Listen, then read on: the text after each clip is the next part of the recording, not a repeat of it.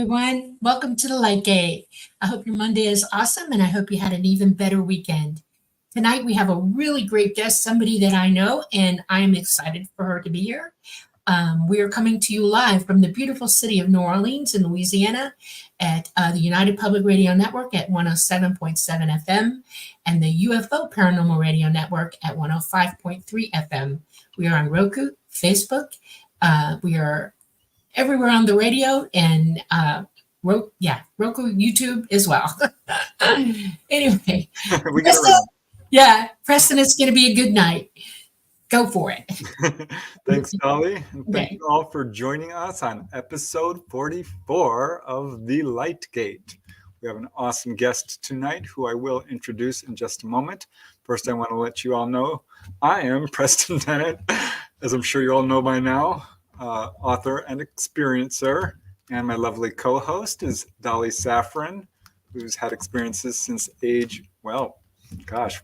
before age 1, really. And fully woke up at age 14. As you all know, you can read the book Symmetry if you want to learn more. But we do have an awesome guest tonight who I will bring on shortly. But I do want to make a quick announcement, which I'm super excited about. My latest book has just been published, Not From Here, Volume 5. Super duper excited about that. Ignore the stripe. That's just a pre-publication thing. But yeah, Not From Here, Volume 5.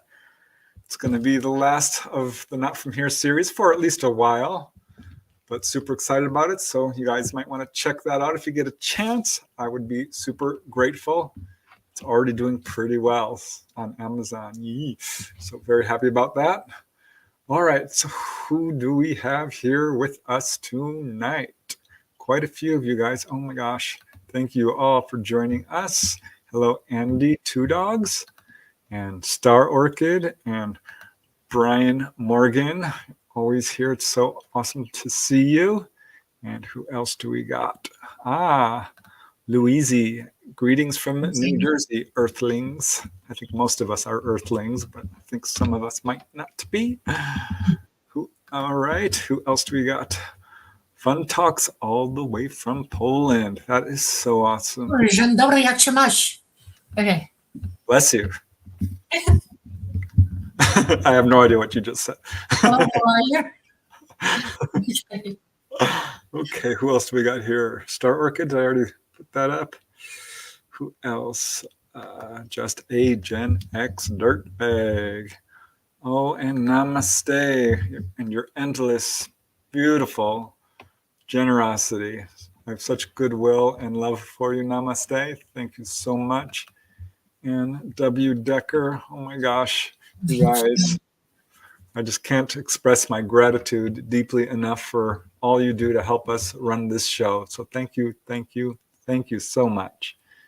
And who else do we got here? Chris Teen. Hello. And Girl in the Desert. And oh my gosh, Louise. You are so very kind and generous. Thank you, thank you, thank you. You have my endless gratitude, as do you too, Star Orchid 8. Oh my gosh, you guys, you just make me feel so all warm and fuzzy inside. So thank you, thank you. I really can't thank you enough, but I'm going to try. Hello, Susan. Hope you're doing well. It's so awesome to see you out there on the internet talking about your story. Susan, for those of you who don't know, is a previous guest on the Light Gate and has the biggest chapter in my book, Humanoids and High Strangeness. Another shameless plug, me as well. It's my show with Dolly. Yeah, so Susan's in that book. Hope you're doing great, Susan. Who else do we got here? Kayleen White, all the way from Southeast Australia. Oh, cool. Wonderful. Our guest is from Australia, too. I'm eager to find out what time it is there. I really don't know. I think it's morning. Okay, who else do we have here? Until the Sun Dies. And Blake Stanley, finally catching the live. Awesome. Very cool. We have Cindy Simpson, hello, and Insectoid, and Susan Lawrence. Wonderful to see you here, too. And Real Badger, you're always so awesome on my YouTube channel.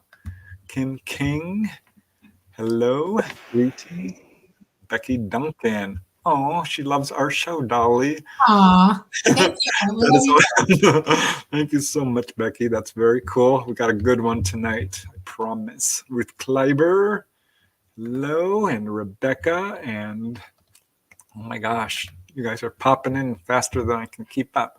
Woo. Jamie Mashburn and Michael. Hi, Michael. Hope you're doing well. And Truth Seeker, and let's see, Nautical Strings, and Guardian, and well, Dolly's here too. So sorry, I couldn't.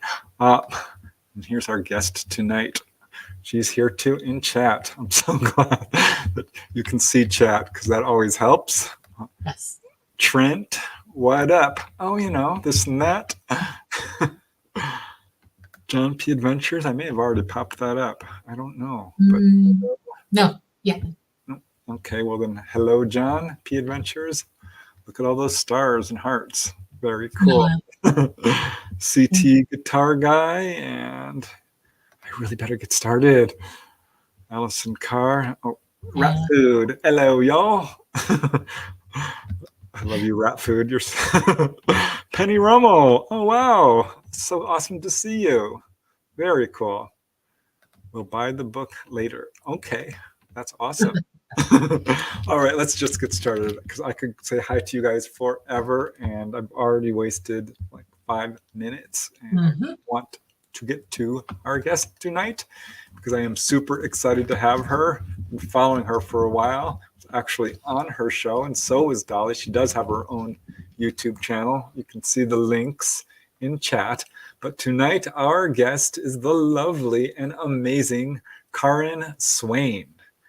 She wears a lot of hats. She does a lot of really amazing light work. She's a huge bright light in this field. She's a spiritual teacher, a mentor, has had all kinds of experiences as well.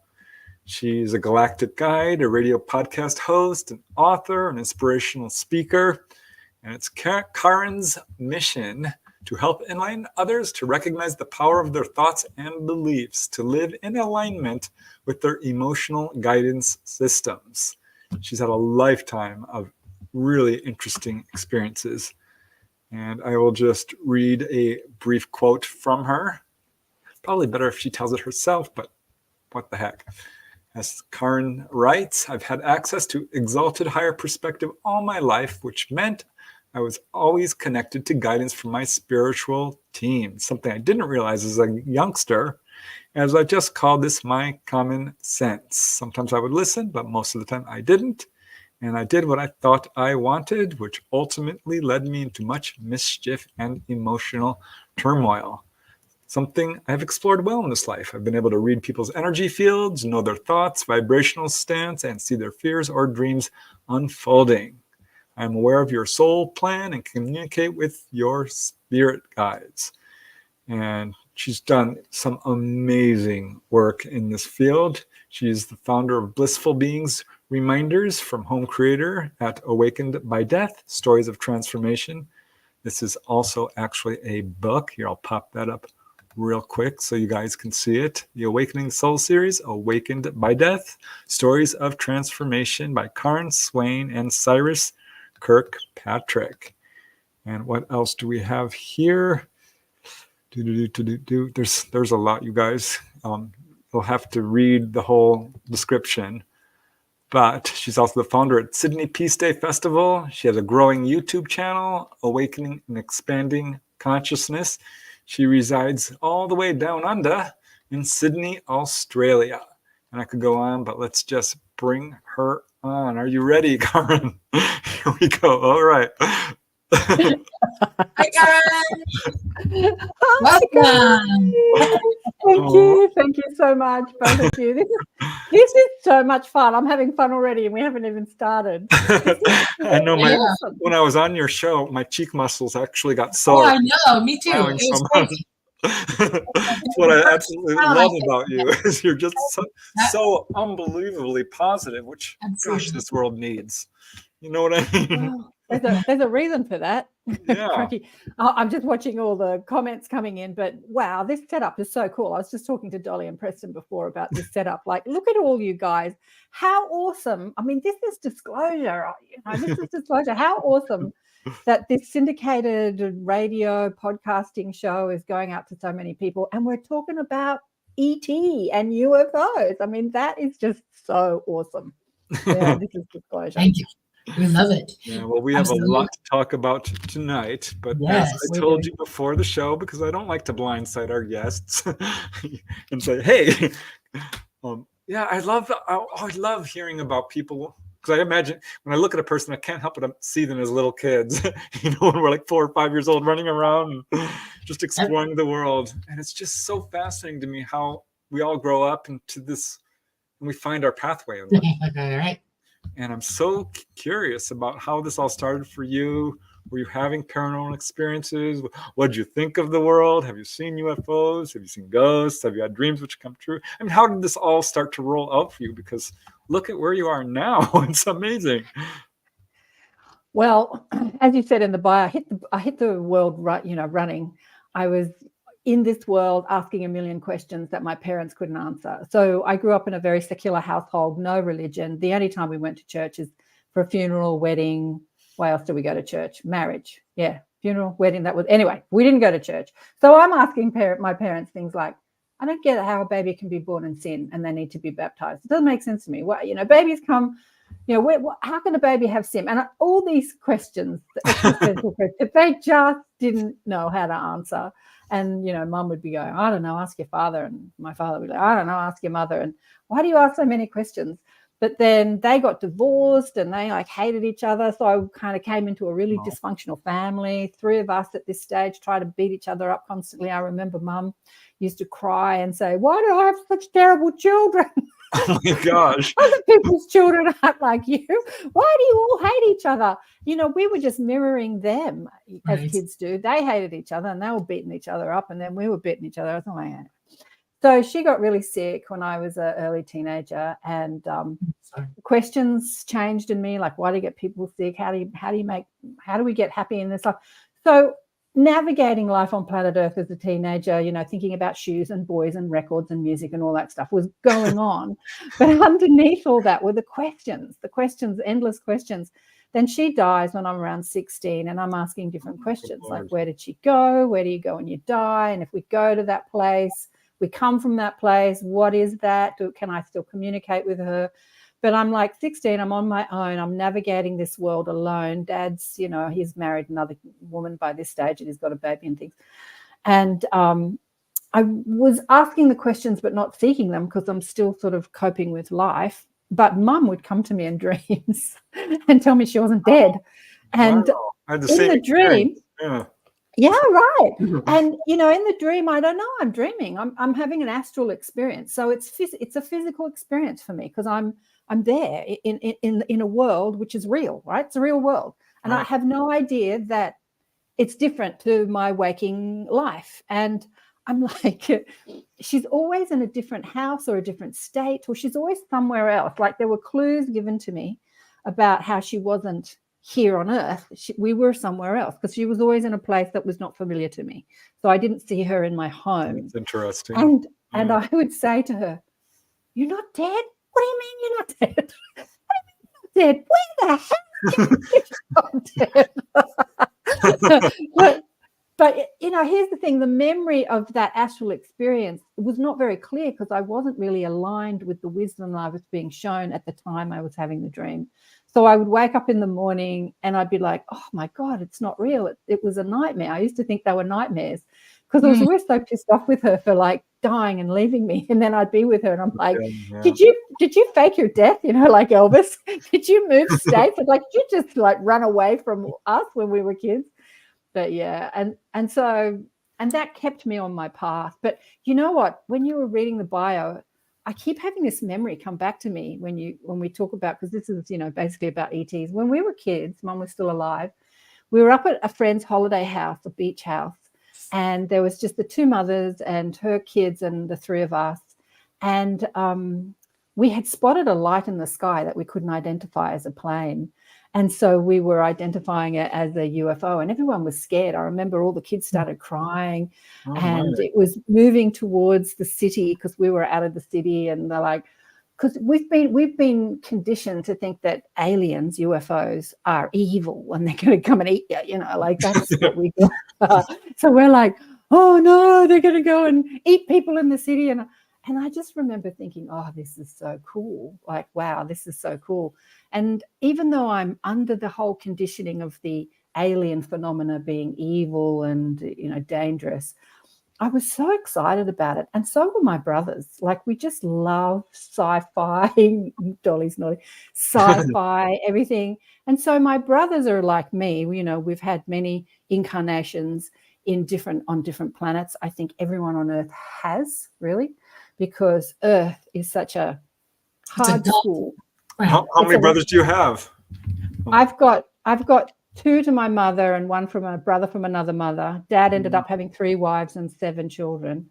So there's 7 children. Yeah. But my older brother, who's a total skeptic, he's skeptical about everything. He's like a total ET. I tell him, like, you know, you're an ET.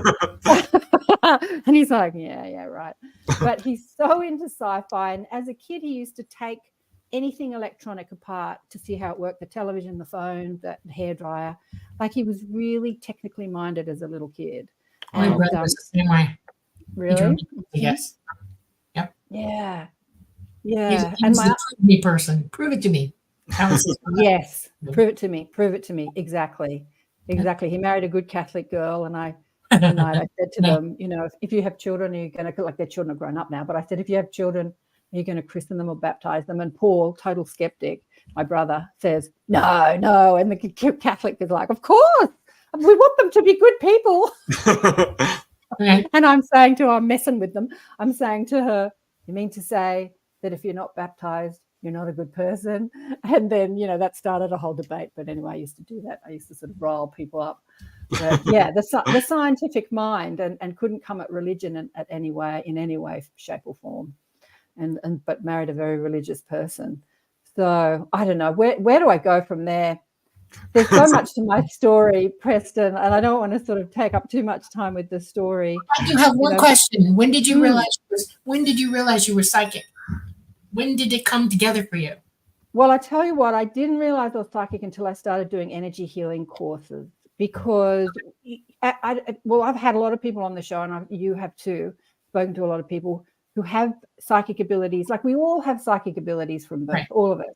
We either develop them or not, but we're all operating psychically. I think in my 20s, I read in the Seth books, Seth said, humans are all operating telepathically. We couldn't drive on our roads if we were not. Exactly.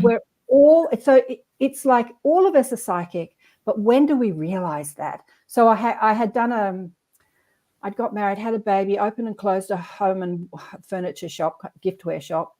Done 5 years full-time of naturopathy. I was still asking questions and seeking answers. Didn't find them in retail or naturopathy or marriage or babies. But I started doing energy healing workshops. And I did an energy healing workshop where we were tuning into people and doing remote viewing, like medical intuition, looking inside their body and speaking to their spirit guides and going up and talking to God and all that sort of stuff. And I didn't think I could do any of this stuff because I thought it was for special people or different people, or, you know, gifted people. It's the conditioning, right? That's the narrative. And so I was failing at it, thinking that it had to be something different to who I am, and I couldn't do it. And then I had this gorgeous girl working with me because we were looking inside people's bodies, and she just said something to me that made me relax.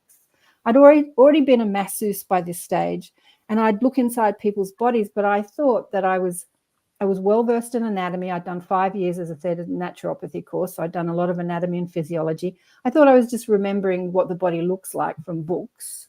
But what I was actually doing was looking inside people's bodies. And people used to say, how do you know where my pain is? You go exactly to where my pain is. And I'm like, well, I don't know. It's, you know, none of this, we're not educated. None of this is, I'm so like hoping that institutions will educate us about our psychic ability and all this stuff in schools and in universities, because this is, you know, such a common story with many people that they have psychic abilities, they don't know what it is or how to operate it. And so when I realized that what I was being taught in this healing workshop was what I'd been doing all my life, that's when I woke up to it, Dolly. That's like, Okay. I was in my 30s at that stage. Like, I'd navigated life to my mid to late 30s and didn't even know I was psychic. Thought Wow. it was for other people. Isn't that amazing? And Yeah, it is. I reckon God, you a lot did. of it. Mhm. Yeah. Well, I totally agree that we all have these abilities, because my dad, who was an arch skeptic and lamented that I was involved in UFOs and psychic stuff, I asked him one day, have you never had anything? He said, well, I do see a dark aura around people before they pass away. I'm like, well, Dad, what? And he was so psychic, and he didn't believe it for a second. And just real quick, the best story I have of that, I may have said this on the show, but it's just so funny to me. We were on the freeway, and I was in the passenger seat. He's in the front seat, and he says, Preston, we got behind this truck. He says, you never want to follow a truck because they spit up gravel and it can crack your windshield. And so he gets out from behind the truck, and this car zooms up in front of us, takes off, and spits a piece of gravel and breaks the windshield. Wow. And, I mean, how often have you broken your windshield with a piece of gravel on the road? Probably never, right? But he said it instantly before it happened. And I looked at him, and he's like, it's a coincidence. I'm like, Dad, I don't think so. Because this happened to him. He's still a skeptic. So it's awesome that you woke up to it, because some people just never do.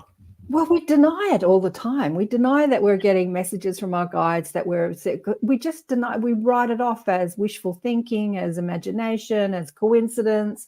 And I think that's all part of us unraveling the social conditioning. Like, we're so under this, from the moment we hit this planet, we're just conditioned to think in a certain way, and we take on these thought forms, and we take on these ideas and beliefs that this is who we are and this is what's available to humanity. But as you both know, we're in a time of great shift where all that's unraveling. And, I so honor what you're doing with your show, because this is all part of the unraveling, putting stories on, out there to such a large audience. There's a huge psychic awakening. All the people, young kids are just getting more and more psychic, and huge spiritual knowledge that was truly only, it was suppressed and taught only in secret schools throughout the Middle Ages. It's now available all over the internet. How to meditate and how to do astral projection and healing and all this stuff that you couldn't get access to. Yeah. Absolutely.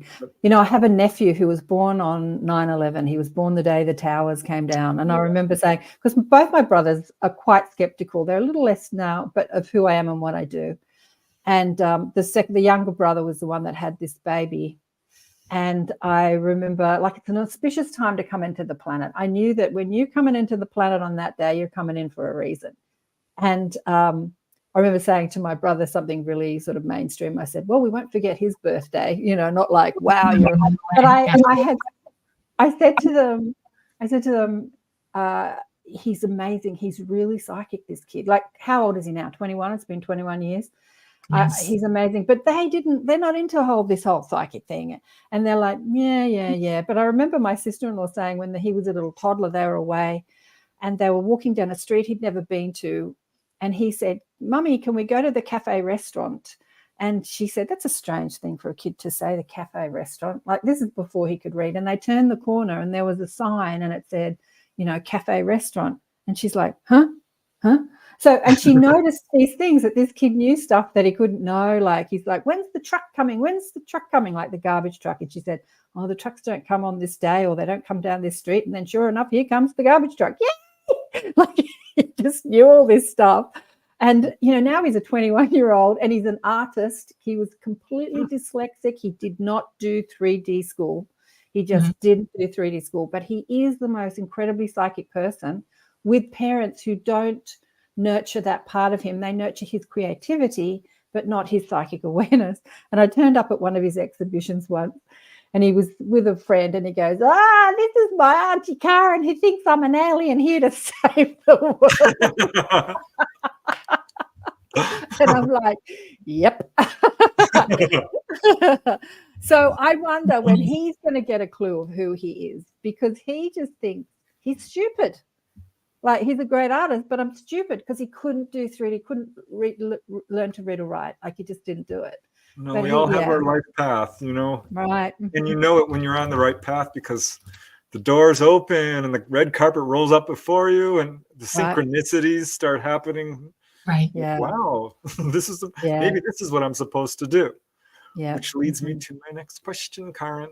So you started doing this spiritual medical healing. What caused you to start that? I mean, how did this all begin? Well, when I did the healing courses, I'd already done 5 years full time as naturopathy, as I said, and then I opened and closed a homewares and furniture shop because I didn't see anything I thought was going to change the world. Still seeking, asking questions, looking for answers. And when I started doing the energy healing courses, I was already massaging at that point to make a living. I used to be a mobile masseuse. And to put myself through naturopathy school, I worked in the film industry, catering and doing all sorts of things like making clothes and doing makeup and doing sets, but mostly catering, mostly in the back of a catering truck, in a hot, sweat, smelly catering truck. But anyway, so I knew a lot of people in the film industry. Cooking? It was fun. It was fun, except for when it's 54 degrees inside the truck. That's all. Anyway, but I knew a lot. Yeah, pretty hot. I don't know what that is Fahrenheit. I don't know. It's like being in an oven. But anyway, so I knew a lot of people in the film industry, and they used to get, like when Hollywood movie stars would come out here to make movies, I used to go and massage them in hotels. And what I noticed is I started to get a lot of information about people, and I freaked a lot of people out. There was one guy out here that was quite a well-known actor. He was in, the Desperate Wives, some show on television about wives. He was one of the husbands, and he ordered a massage, and I'm telling him all this stuff.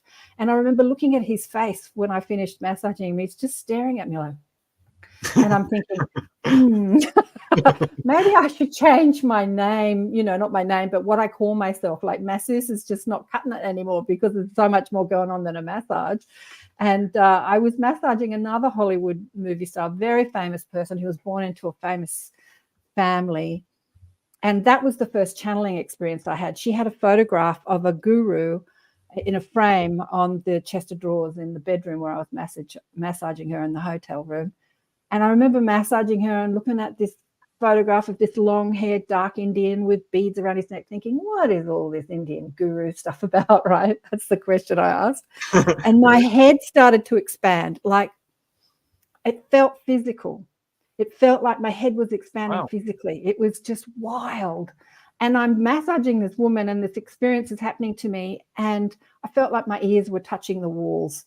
And I'm trying to be as professional as possible, and this experience is, and then I start channeling. I told her why she came to Earth, why she chose the family she was in, why her sister died, this, why, all those questions. Who am I? Why am I here? They were all answered.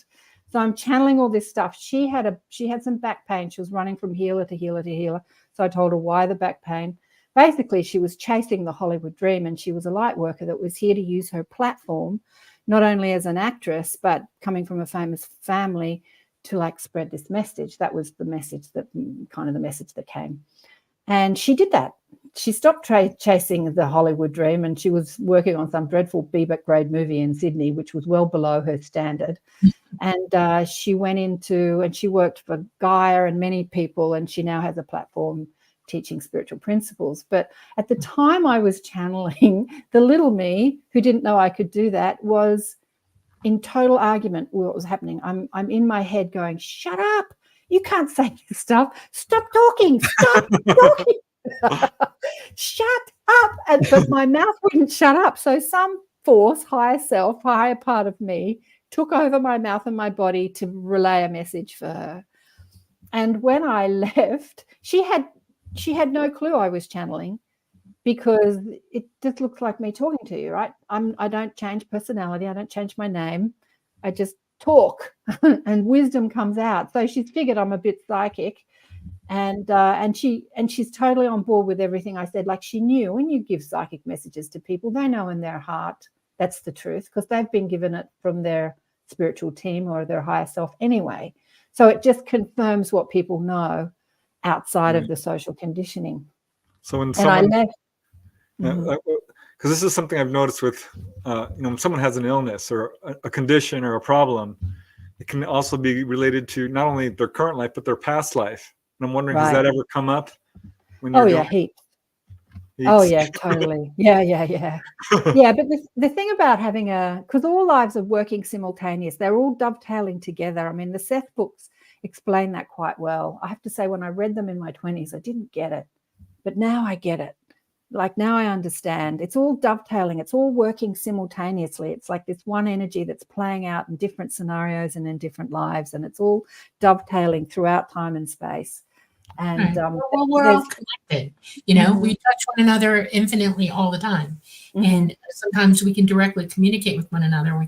That's what you would call channeling, is you're in communion with another person. And it becomes an obsession because it bypasses your physical mind, and your spiritual self lets it out. And it took me a while to figure that out. Who am I reading? You know, and that's what it is I'm in total communion with something or someone, and I'm repeating what it's saying, and my physical mind has no chance when that happens to me, because I'll just repeat it and say it exactly, because they want me to. Yeah, I knew a contactee who he woke up, had a whole spiritual awakening due to his contact, and he would just suddenly have to read people. He had no choice. He would walk, just boom, he's like telling them all about their lives. Your tire is loose, you better check. Go home. Your wife really, gosh, there was one guy. Yeah. I mean, I could go into that with great detail, but you're muted. How did you Sorry, I muted myself because I called. But yeah, tell us that story. There was one guy. Come on, tell us. Don't leave us hanging. I may have told this before, but real briefly, he saw this lady on the street. Let me think for a second. Yeah, it was a lady on the street, and he told her, "You have to go home right now. Don't know why. You have to go home." She's like, "Well, I was going to go out and spend the night with my friends." He's like, No. You need to go home and be with your husband." And so she did, and had a wonderful evening with him. And he died in his sleep that night. Wow. He didn't know that until like a year or two later, when that lady showed up next to him in line at a grocery store. She's like, "It's you. You're that man. I have to thank you, because you told me to go home."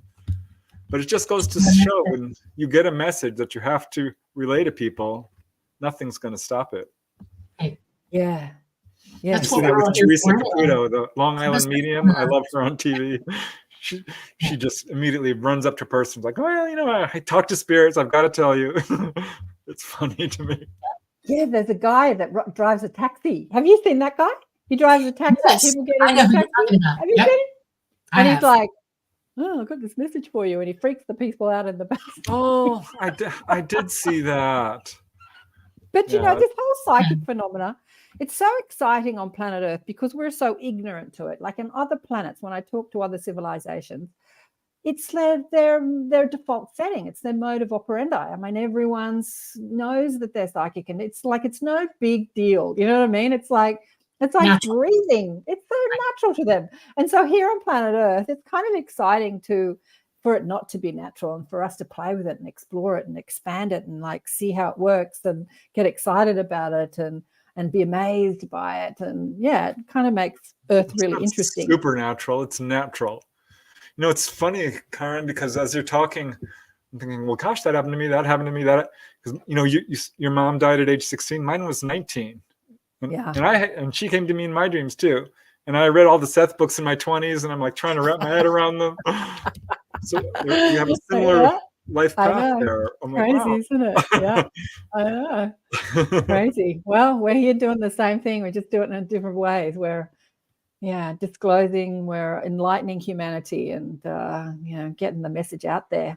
Yeah, exactly. The path is the path. Absolutely. The path is the path, isn't it, Dolly? Yeah, absolutely. I know. And like you've heard of the 3 waves of volunteers. Have you ever had Susie Hansen?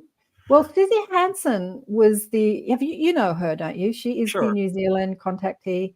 Yeah. So she was given I've talked about this on many shows, but I know Dolores made it famous, good on you, Dolores. But Susie was actually given it by her Grey family on a ship when she was a kid. They introduced her to the soul of what would become her son. And during that interaction, they gave her this massive download, which was the 3 waves of volunteers.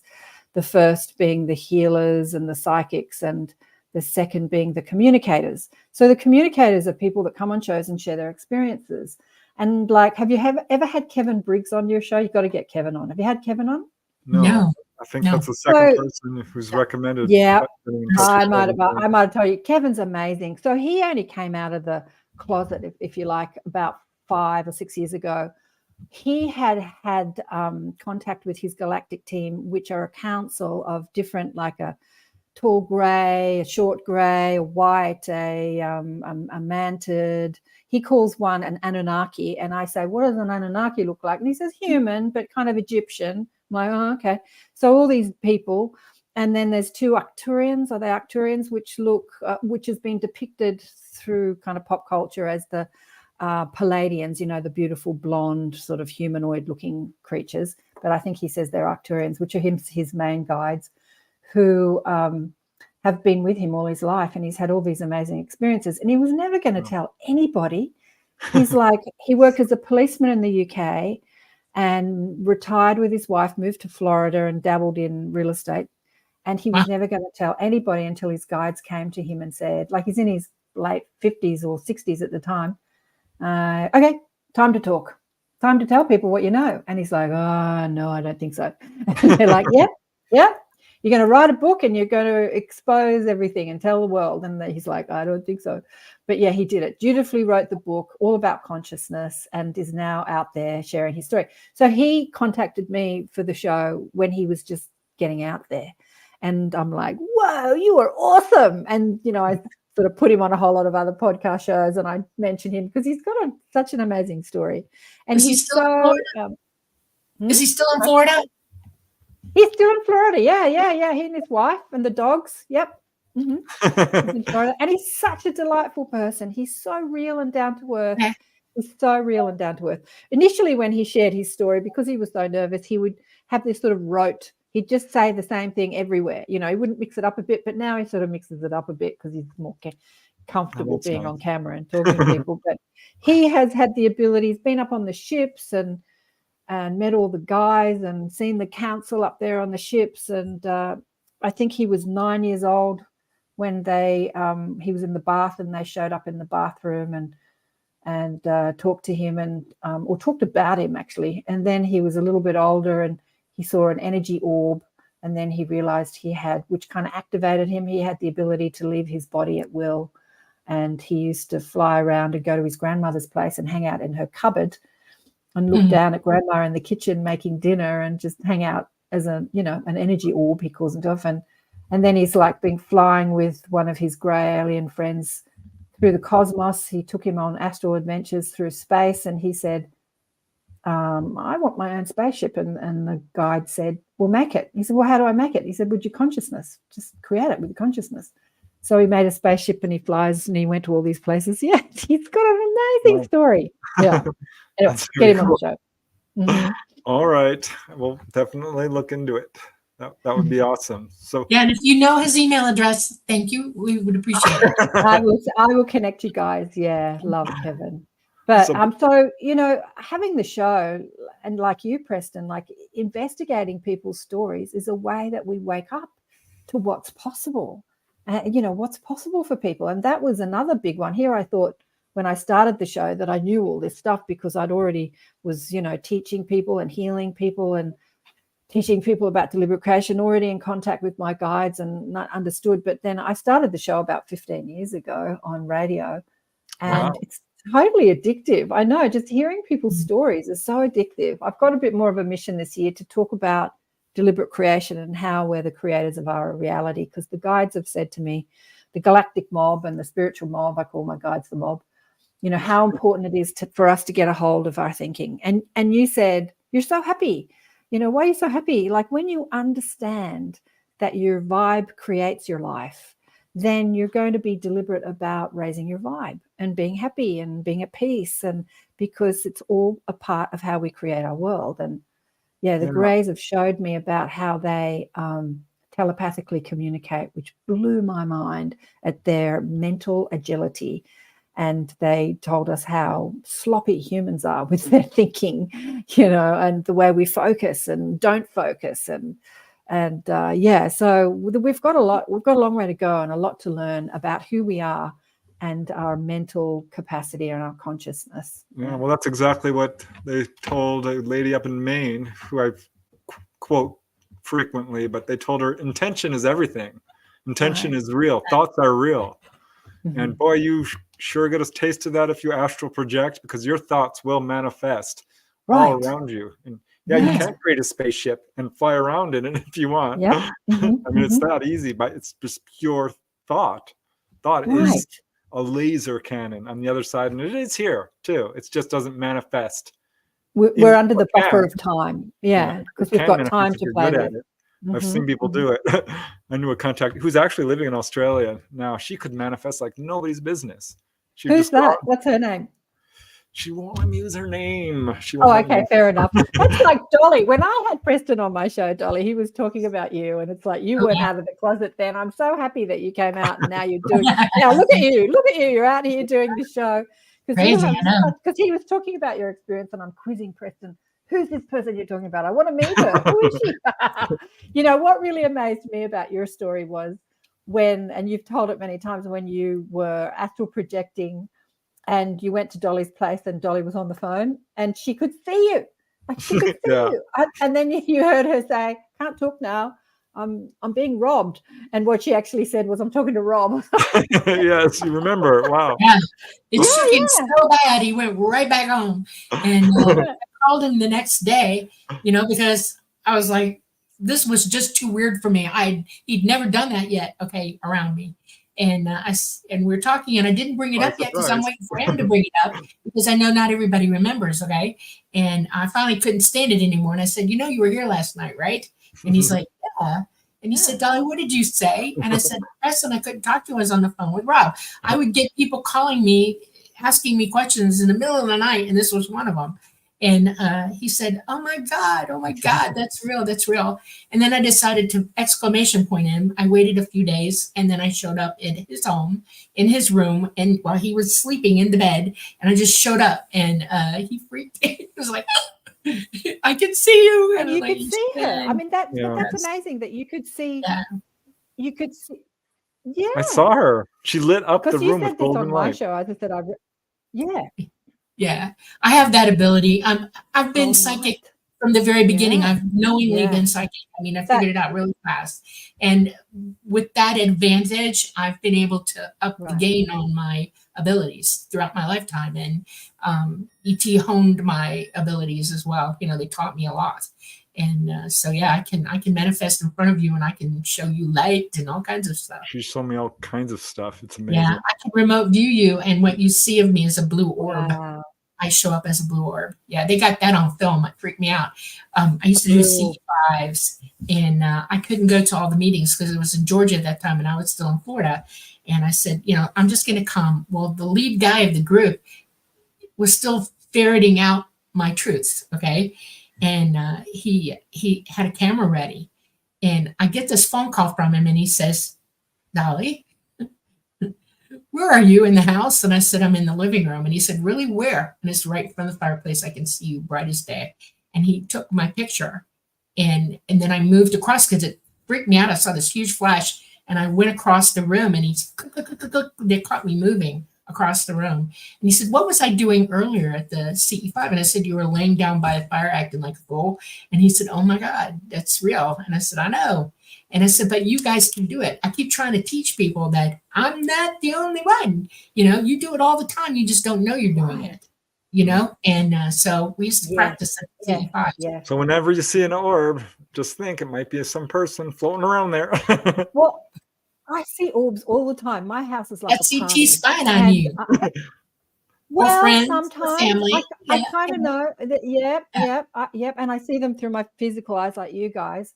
I've never seen the room light up with gold like that. And I don't have identity. But one of our members in our groups died recently, and we were channeling her in our Inner Sanctum group. And she said, Karen, I was trying to get your attention. And as a spirit, she was trying to navigate that, how to get humans' attentions. And Sandy, one of the psychics who was channeling her, said, you saw me and said, who is that? But you didn't get who it was. And I'm like, I did. And I rarely ask who they are because I see them all the time, just lights. They're everywhere. Yeah. It's a party in my place. So if I was asking who they are, I'd be asking all day, like, who are you? Who are you? I just like, hi guys, hi. I know you're listening. I know you're watching. Hello, g'day. All different colors. You're a bona fide medium. You realize I this, right? don't remember what color it was, but there was something strange. Pardon? I'm having internet problems. Am I freezing on you? A little bit here and there. Oh, and there she goes. She'll be back. We've had a plethora of really bad, energy coming from the sun, and it's just messing with communications everywhere, and it's worldwide right now. So, she completely she'll be back. All right. Oh, she's trying again. Hold on. Here we go. I got her. Yeah. Sorry. I was just saying, just as I popped off, I'm having internet problems. Am I freezing on you? But yeah, I'm back. All right. Well, now that you're back, I would love to hear about your ET experiences and how that all started, and what it's all been like for you. Oh, my ET experiences, how it started. I mean, you had that sighting when you were a kid, right? Have you had other sightings? Oh, I can see them all the time. I see them all the time. My daughter's a real skeptic about this stuff. And a few years ago, she was house sitting a house in the country and looking after horses and dogs and everything. And I went down and stayed with her. And I said, can we take a blanket and go outside? And she looked at me and she goes, why? Do you want to look for the ETs, Mum? And I said, oh, it'd be nice to just sit under the stars. And she's like, yeah, all right. So we sat under there and looked up. The two of us were looking up at the stars, and there was the brightest flash in the sky. It like came from a pinpoint, and it sort of lit up the whole sky, like just for a second. It wasn't lightning. Mm-hmm. And she just went, what the hell was that? And I go, told ya. But you know what? They still deny it. No, I remember my next door neighbor, who was a good Catholic girl, said to me she didn't believe in it. And we went for a walk down near the beach a few years ago. And I said, come on, show us something and we'll make her believe. And so this massive ship came over, but you didn't see it as a ship. You just saw it as one light on one side and one light on the other that sort of moved. It felt like a cigar sack was moving across the sky very slowly. Oh. And I pointed and I said, see, look, there's a big ship over us. We're at Coogee Beach. And she's like, where? I don't see anything. And I said, see that light there? Yep. See that light over there? Yep. That's all part of the ship. And then she goes, no, that's a plane. And I said, have another look. Planes don't look like that. And she looked and she went, what the F is that? And it freaked her out. It like her paradigm shifted in that moment. It was really strange. She kind of became a bit crazy in that moment. I don't know what happened, but you're right, paradigm shift. It makes your brain go, now I have to rethink this. Unglued. It's like having a glitch in your computer, It's like, she ended up abusing some guy because she saw this dog running around and she was trying to catch the dog, and this guy said, leave my dog alone. And he was rude to her, fair enough. But she started abusing him. And I'm like, oh, something's happened to her, like having this sighting. But most of the time I can go up and call them in and just, see lights in the sky and stuff like that. But I went out to Uluru the year before last, I think it was, thinking out there in the desert, like Uluru's in the center of Australia. Uluru's the big rock, they call it Ayers Rock, Right, the red rock. I would be able to see lots of them out there in this beautiful, because I'm in the city here. And, I didn't see anything. I was so disappointed, but there's so many stars out there when you're in the desert. I don't know if it's because there was just so much noise when you look up, so much light from the cosmos. There was a big Milky Way above us. It was absolutely stunning, but I was wanting to see something there. But anyway, I didn't. But when did all this start? Look, I was delving into spirituality, and I was always hanging out with like up in the Byron Bay area, it's like the Shasta area or the Sedona area. There's like lots of star seeds all talking about aliens and talking to aliens. And I was always hanging out. Yeah, I was always hanging out with those sort of people. And we had balls called the Higher Self Ball and talking to aliens. But I was really focused in another way on spirituality. And people were talking about creating grids and anchoring this and anchoring that. And that was not my work. My work was to focus more on how we are the creators of our reality, because that's what I would go on to teach, even though I was exploring everything. But I don't know when it was. I think it was probably 7-8 years ago now. I don't know, time. I kind of woke up and was obsessed with the ET phenomena. Like, I just wanted to talk with everybody that had an experience, put someone on my show.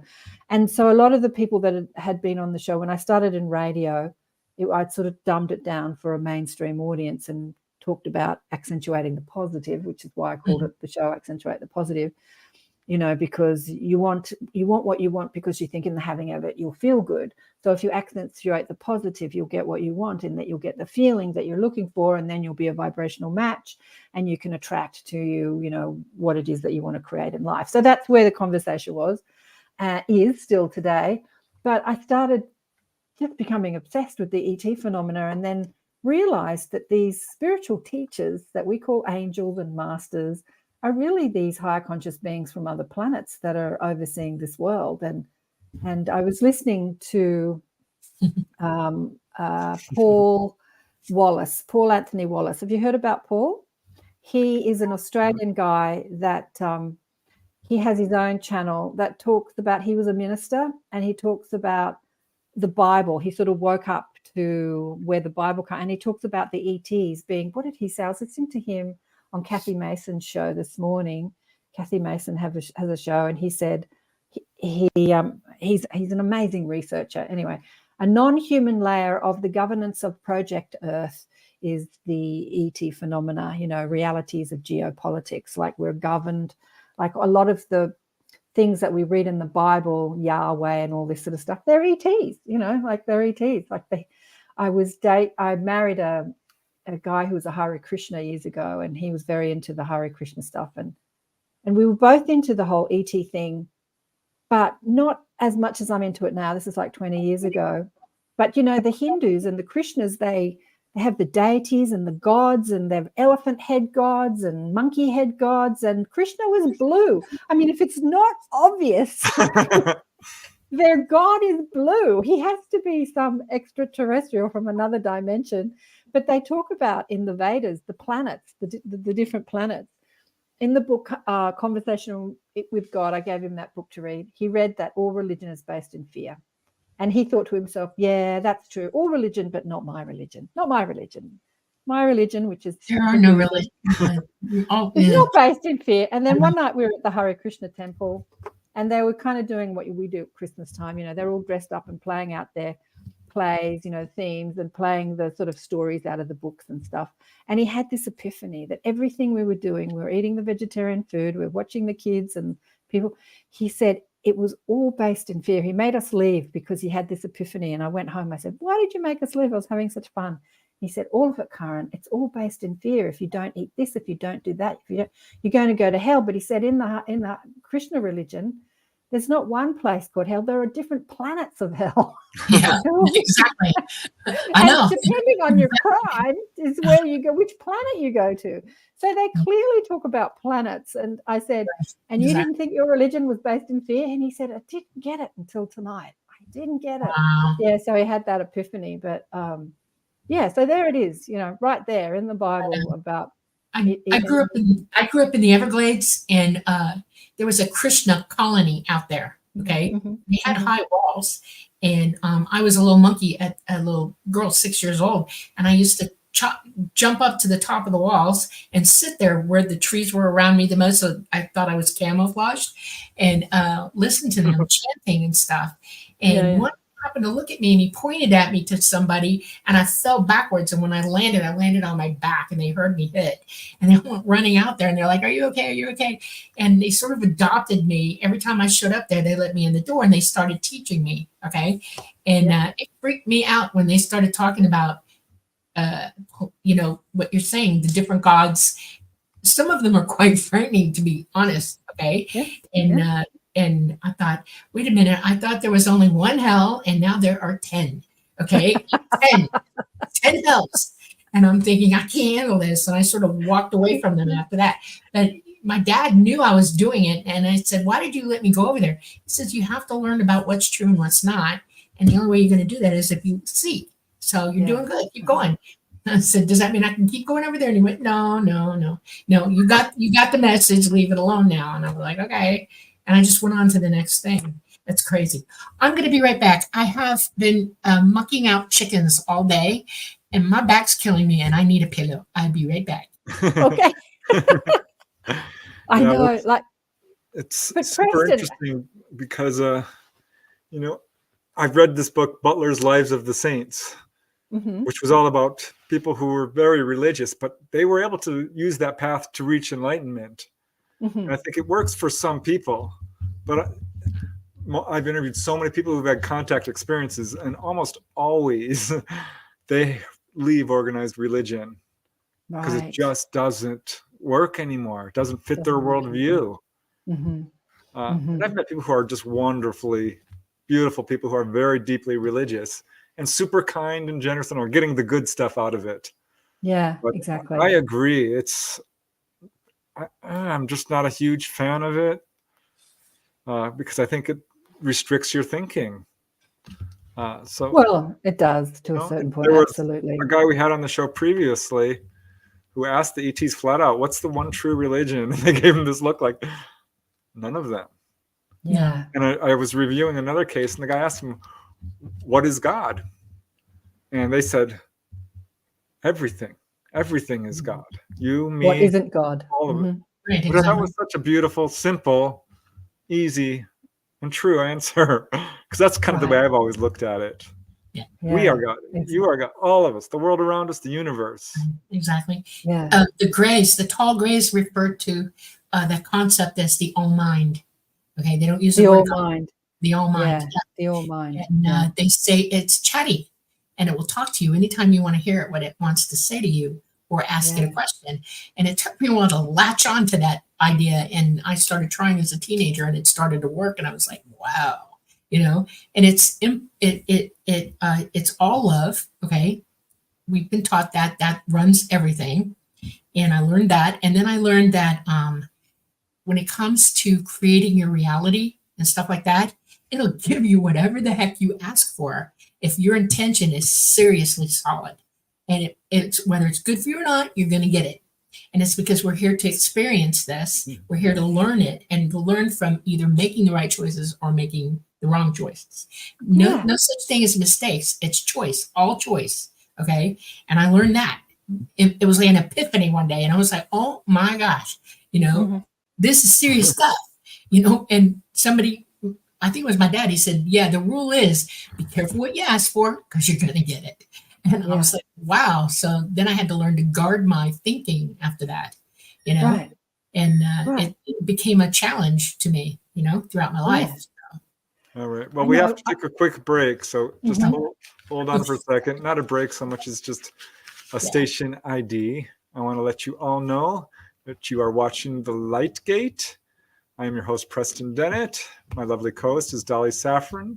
Our guest tonight is KAren Swain, and we've been having this wonderful conversation that's really bouncing all over the place, honestly, about UFOs and spirituality and manifesting your desires and healing and psychic stuff and all kinds of really interesting stuff, some very interesting encounters KAren has had. If you guys have questions, remember, get them in because we will be answering any questions. I've got a few starred already, ready and queued up. But let me read our call signs because we are totally indebted to the people who allow us to air this show each week. I want to thank the United Public Radio Network, where we are airing live on 107.7 FM from the beautiful city of New Orleans in Louisiana, and also the UFO Paranormal Radio Network at 105.3 FM, of course, on YouTube, Facebook, and Roku as well. And yeah, I'm so excited to enjoy this second hour with our amazing guests. Sorry, KAren, I didn't mean to interrupt you, but we do need to let our read out the call signs. Wow, I can't believe an hour has gone past like that. Just so quickly. I feel like we just started. An hour has gone past. Yeah. Yeah, shout out to this station for getting this out to so many people. That is just so cool. Yeah, and chat is really lighting up. They seem to really be liking the things that we're talking about. I hope so. I hate the way these comments block your face. This is ridiculous. I will fix it. That's When you all say- right. No, it's on minimal. I don't Oh, know. I know. That's such a Cheryl. That's such a great song. MC Yogi. He is such an he's a rapper. And because I used to run a conscious radio station, because I started this on Sydney radio, and we used to play music, and then when I was podcasting, I was doing my show on a conscious radio station where we played all conscious music, all uplifting, conscious sort of music, a bit like the Christians have their Christian music. Well, we had our conscious music, and MC Yogi is one of my favorites. Yeah, only love is real, only love is real. Yeah, there's so many amazing people out there, musicians, spreading the message of who we are and our connection to our galactic family through music. I had Cameron, what's his last name? Come on, Preston, help me out. Canadian UFO researcher who's now talking about Grant Cameron. Grant Cameron on the show, and he put out that the message in the music. He put out that book about how all the musicians were contacted by ETs and inspired to write about. A lot of them, like all the big ones, the Doobie Brothers and John, what's his name? Lennon, Lennon, but John, the other country music. Anyway, the big ones, Denver? Denver, so many, Led Zeppelin, it was just Moody Blues, Miley Cyrus, Demi Lovato. Yeah, Sting. And the ships, a girlfriend of mine was singing at a women's pool. There's a pool here that's been going for 100 years, and she was singing that song after the gold rush, and I said, that's about ETs. She'd been singing the song. She goes, it is not. I said, read the words. It's funny how you can sing about it and still not be conscious to it. Like the silver ships are coming in the sky to pick up humanity. Mother Nature's got humanity on the run, and talks about, I think, Dolly, this is your story, is in that song about the ETs coming to pick up humanity. And Kesha has a song like that, which is so good. Oh yeah. La, la, la. Yeah. My daughter and I love this song. My daughter loves Kesha, and whenever we're together and we're going places, we sing in the car with each other. And Kesha is like one of them, and that song, is I love it. I don't care what people believe. I know they're coming for me. Yeah. It's such a good song. Right, there you go. Yeah, so they've been pumping the message out there, and I don't know, humanity's starting to wake up now. Like, we're starting to get the picture. Yeah, we're starting to get the picture. But to go back to your question, Preston, you said, when did it all start for you? I realized that what I have called the mob, which are my guides, my spiritual team. I was going to ask you, that's an interesting name to call them, Karen. Well, when I was young, as I said, I called my guidance my common sense. And then I realized I'm talking to a consciousness which is outside of me, my common sense. And so I'm asking, like, who are you? Who are you? Who are you? I'm asking for identity, and I'm not getting identity. But they show me this sort of like many. And I'm like, mob. It's a very Australian thing to say. The Aboriginals called the First Nation people of Australia called their family the mob. They use that word, the mob. They call their groups of them the mob. So it's like this big mob. So irreverently, I called my spirit guides my mob. And then I thought, that's a bit of a silly name. I'll have to come up with a better name. And I'd opened and closed a furniture and homeware shop, as I said, and I'd called it Bliss. And so I called my massage business Blissful Beings when I was massaging people, meaning that you're having a blissful experience, but also there's beings of bliss helping you. And then one day when I'm crying out, who are you? Who are you? They said to me, Karen, stop asking. Who do you think the blissful beings are that you talk about? And I'm like, that's you guys. But I'm thinking it's like a combination of the Jesuses and the kind of the Samat Kumaras and the Saint Germains. It's like the ascended masters, right? That they're all available to all of us. You just right. Of course. But and then I realized that these ascended masters are masters because they've mastered the earth plane, but they hang out on different planets, like they're hanging out in different dimensions and in different planets. And what we have called alien or ET are all these guides talking to us. And so then I started asking different questions. Who are you? What do you teach? What are you talking about? And I remember on one of your shows, you mentioned an experience that I had when we had the Australian fires back in the beginning of 2020, and we were watching images of the animals being burnt, and I was in the shower one day really upset about that, and I was given this experience of leaving my body, but I'm still in my body because I've still got the water running and I can feel the water running on my body, but I'm now out in space and I'm looking at a ship and I'm just going, oh my God, it's so beautiful. And the way I'm looking at it, it's slanted, but I'm looking underneath the ship and I'm seeing the intricacy of the ship. I'd never seen anything like it in my life. And I'm going, oh my God, that is the most beautiful thing. The next thing, I'm in the ship, right? I'm still in the shower, still feel the water running on my body, but I'm now in the ship and I'm seeing greys and all these animals. And they said, don't worry about the extinction of your animals. We've got copies of them all here. We've picked up some. We're looking after them. And they just gave me this reassurance that although many would die, they wouldn't be extinct, because we're all worried about the extinction of like our marsupials, because they're Australia is the only place on earth where these animals live. And that's another story. I can tell you why. But and so I had relayed that. Then I heard you on your show relaying my story. I'm like, he's talking about my story. It impressed me. It really did, because I've heard this from other people, and there are many accounts of where people have actually seen this happening physically. Yeah. Animals being picked up of all kinds. Dolly talks about it in the book Symmetry, about seeing them. Animal husbandry centers. Artie Six-Killer Clark, a researcher who I respect, because she just tells it like it is. So many researchers out there are shoe fitting and cherry picking, I call it, pushing their own theory. When she just tells it like it is, and she has a bunch of accounts of that. Yeah. I'm telling you, we don't have to worry about humans going extinct or any animal on this planet, because that's why some people call them the gardeners or the watchers, or all different names.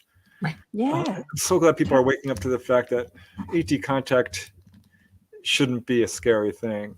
Nah, in the shower, washing the dishes. But, the experience I had that morning, wherever it was when I was in the shower, was not like I was having an out-of-body experience, because at no time did I feel out of my body, but yet I was out of my body. So it was really confusing to me. Like, what the hell happened to me just That then? is still astral projection, Karen. It is. But what they said to me, this is how in the extreme. they said to me, you connected to an aspect of you that is viewing it, that's already out of your body. Do you know what I mean? Like, rather than projecting my consciousness to remote view, you projected to an aspect of you that's already out of your body. So the spirit aspect of me, because I didn't have a form, I didn't see a body, I didn't see a form, but I was witnessing. Well, you're living in source right now, right? You know that you are is in source, and you're projecting out into this body to be here. Yeah. Okay. But that doesn't mean that you're not aware in source as well. Your consciousness is absolutely aware in two places at once. It can go anywhere it wants. So you're probably projecting out from source to look at it that way. So exactly. So I was witnessing, what was going on. Like, I was just as curious out of my body as I am in my body about, why are the animals okay? And so when I asked the mob, my guides, have I been on other planets? I had lives on other planets. They kind of laugh at me when I ask questions like this, or they laugh at us as the human race when we have questions like this.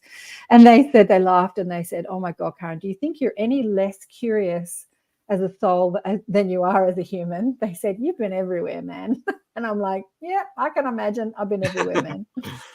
Yeah, well, we are all immortal beings, eternal. Because people sometimes ask me, well, how old are you? I'm like, well, you know what? I'm infinite. Yeah, exactly. And so are you. We are all infinite beings. Yeah, exactly. Absolutely. Exactly. So I really believe that everyone that's here on this planet has first had experience in what we call extraterrestrial realms or planets or lives, because this, coming down into this level of density and having the illusion of the disconnection to your source or your soul or your higher self or your guidance, it takes some skill. And so you have to sort of practice in other physical realms that are easier than this one before you come here. So in saying that, it's not like if there was a new soul. It's not like a new soul comes here because it's such a difficult place to navigate. Yeah. So we've all got ET life. We're all having ET lives. We're all having spirit. We're all spirit and physical simultaneously. We're human and non-human simultaneously. It's all going on. It's so great. What does that say? In that case, I'm 25 again. Yeah, me too. Hello. Yeah, just looking at the comments. Yeah, me too. And age is something, because I'm aging. Age is something I've been talking to the guides a lot about. And I've been talking to them about it for years, actually, because I've been aging for years. But they said to me, age is more about your collective understanding than anything else. And I was saying this to a girlfriend the other day at lunch. It's so funny. And then we were talking about her father, and I said, "How old's your father?" And she said 87. And I went straight back into my collective conditioning and went, wow, that's so old. Like, that's such a great age. I know. And I just noticed the trap of the collective conditioning of age grip me, and people say, oh, they're in their 90s, and we go straight into, oh, that's so old. And I often think about the Star Nation people who live for hundreds, sometimes thousands of years. I mean, imagine if you lived for 500 years. How old would 80 be? It'd be like a teenager. I don't even think about it. You know how they determine, how they mark that? It's wisdom. And wisdom is attainable, and that's the goal. Okay, for them, always the goal. The reason that we're here is that this is the hardest place to learn wisdom, because you're being bombarded constantly away from it instead of attaining it. And they're like, they don't have a government like we have. They have consensus. Whitley Strieber, I love what he said. He called it communion. That's exactly what it is. It's consensus and communion. And they go to the wisest of them, who don't tell anybody what to do, but they say, this is what this situation is. This is how we understand it. And their wisdom is automatically believed, because they know they have it. There's no, you can't hear a lie, because they don't speak lies. It's all the truth. And here we sometimes entertain fools when we're not entertaining the wise. And that's where we should learn to point ourselves and go, it's not your age, it's your wisdom factor. And you could be 50 years old and be one of the wisest of the wise. You could be 150 and going, I'm just here because I'm having fun. That's it, And you have to learn to hear or see that demarcation of what's going on with your soul, your consciousness. Sometimes little kids say incredibly wise things. When we're tiny, it's the funniest thing to hear it. Yeah, did you just hear that? Yeah, exactly. Yeah, I was going to say, you could be 20 years old and be one of the wise of the wise. Exactly. Yeah. All right. Yeah, can I pop up a couple of questions just for fun? Yeah. Let's go. Let's do it. All right. Let's see. What do we got here? Okay. I guess may as well just start at the beginning.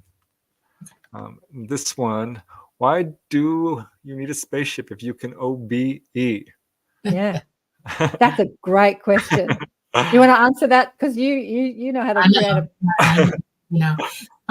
there are, the way that it's going on in our dimension, there are 12 dimensions, and there are other beings in other dimensions above us, and they're very old, very wise, and they've lost their corporeal bodies. They no longer have them.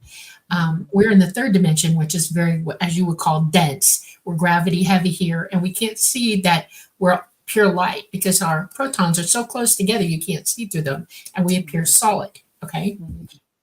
When I go and dimensionally travel, I have to jump through very fast, because to spend any time in a dimension outside this one, my molecules all want to start to loosen up, and I lose cohesiveness to myself, my physical self. And that's a little worrisome when it happens to me. And all humans are like this in this dimension. We have to go through very fast. We're transported quickly. But the ones in the fifth dimension cannot come here without some sort of a body to hold them in. So fifth dimension, all ETs use craft that come from the fifth dimension. They're biological, and they're indwelled by these beings so that they can come in with us here and work with us. Yeah, it's a way to physically interact with people. Right. Now, those ETs that have been in this dimension with us attained enough knowledge and wisdom that they noticed them and they started contacting with them, and they brought them into their groups and decided to teach them more and give them an opportunity to travel clean across the universe at will. And that's how that all got started. This happened billions of years ago, just so you know. And they've been working with us constantly on this planet. We're all, their children, actually. You know, we're all part of them. We're all part of each other. If you have DNA, you're related to them. All DNA throughout the entire universe is relatable. I mean, even bananas, you're more of a banana than you are a monkey. No kidding. And just how you look, okay, what you choose to be. And that's how they get here. They come in through an assisted. But they can also come astrally, as we all can. That's the point. Yeah, they can visit with us. They can talk to you. They can commune with you. They can have a relationship with you. Most human beings don't realize that they're being visited astrally as well. Because, like you know, Karen, we astral project every single day of our lives. We physically might be conscious of it, but oh yes, we're doing it. I mean, what do we expect ourselves to do indwelling this body while the mind is asleep? What are we going to do? Nothing. No, we get up and have a good time. And when you're astral projecting, sometimes you do actually create a vehicle. This is how I started to notice I was astral projecting, because I would create a car or a plane or a vehicle to just sort of explain why I'm moving around through space. Your brain kind of builds that. And I think sometimes people might be experiencing that and thinking they're in a spaceship when maybe not, or vice versa, because these ships are piloted psychically. And you can be in a ship and you're flying it around, you're thinking it's an OBE. It's not necessarily. So there's a bleed through there that's really interesting. All right, well, let's go to the next. Some of these are comments rather than questions. I want to share a story with something that that you said about the matrix of this world. I had an experience. I read a book years ago by, I think it was his pen name, Peter Richelieu, about a man that was contacted. His brother had died in the war. He was living in India, and a sort of an Indian man with a turban came to his house and said, I want to take you to see your brother. And he said, I'm holding the telegram of my brother that's just died. He said, I'll come back tonight and I'll show you. So he came back tonight, took him with his astral form to all these different levels of existence. And he met his brother who had been killed and said, how are you? And tell me how you died. And he went to like the Davic realms and saw the nature realms. And anyway, long story short, I so wanted to do that. I want to do this. I want to do this. And for the longest time, because I wanted it too much, it was not happening. I couldn't have any memory of my astral projections at night. And then I did. And I ended up hanging out with Shirley MacLaine, who said to me, I'm one of your teachers. And I said, are you? And she said, oh, God, Karen, was it any coincidence? Mine were the first books you ever picked up. And I went, oh. So I'm hanging out with her and we're chatting. And then there was a whole lot of people. We're sitting at a table. And there seems like there's an earthquake. And I remember grabbing the table and looking up and saying, what's happening? I found myself back in my bedroom, not inside my body, not outside my body, but simultaneously both. And I could see the matrix of this world. Everything was translucent and transparent. So I saw my daughter waking up in the room, next to me and coming to wake up my physical body, realizing that the consciousness of my physical body had called me back because my daughter was about to wake me up. But I sort of looked up and out through the walls. I could see everything. That is so cool. It was such a cool experience. Awakening. That's total conscious awakening. You're now. Because everything, I don't see what you see. I see beyond it. And it gets confusing for me sometimes. I've been known to walk into things because I don't perceive them being solid. And then I hit it and I'm like, ugh. Right. Wow. But nothing was solid from that perspective. No, not and at then all. My daughter comes into the room, Mom, get up.